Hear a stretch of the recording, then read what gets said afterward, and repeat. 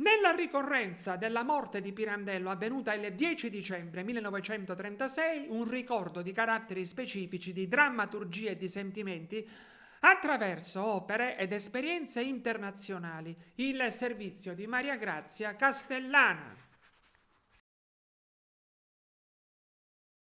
Moriva a Roma 89 anni fa, il 10 dicembre 1936, Luigi Pirandello, premio Nobel per la letteratura, drammaturgo agrigentino che ha segnato profondamente la storia del teatro contemporaneo. Di origini girgentane, Pirandello fu uomo di teatro, un teatro di parola che, ancora oggi, è esempio e fonte di grande ispirazione per le nuove generazioni della nostra società. La sua eredità letteraria drammaturgica continua a vivere nelle sue opere, rappresentate ancora oggi nei più grandi palcoscenici e prestigiosi teatri di Sicilia, d'Italia e del mondo. Risuona così forte e prorompente la potenza drammatica di Maragrazia, protagonista dell'altro figlio, che si esprime nel racconto della maternità spezzata, rifiutata, una maternità descritta come sofferenza e crudele condanna.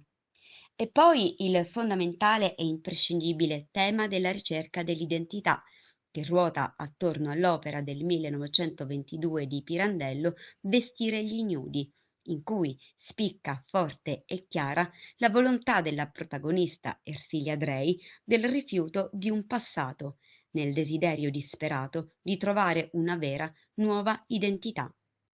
Un'opera Vestire gli ignudi dal carattere intimistico, in cui emerge la complessità e la frammentazione dell'identità umana. E Pirandello ci stupisce ancora con la sua drammaturgia nel racconto della figura femminile della signora Giulia, protagonista de La Morsa. Una donna fortemente vulnerabile alle strategie psicologiche del marito, una donna che, in epilogo, pone fine alla propria esistenza attraverso l'estremo gesto del suicidio. Opere, personaggi, storie, racconti di vita sociale borghese e non solo, storie di donne pirandelliane di diversa estrazione sociale, unite da un comune denominatore: la forza della donna, il coraggio della donna, quella forza e quel coraggio che nascono dalla sua fragilità, una fragilità psicologica, sociale e fisica.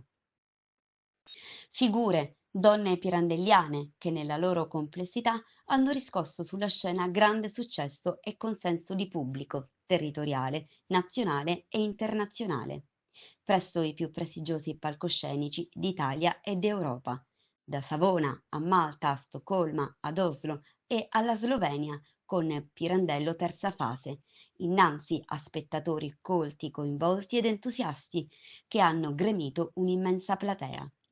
Grande e importante apprezzamento di pubblico e di critica dunque per Pirandello e per il Pirandello Stable Festival di Mario Gazziano.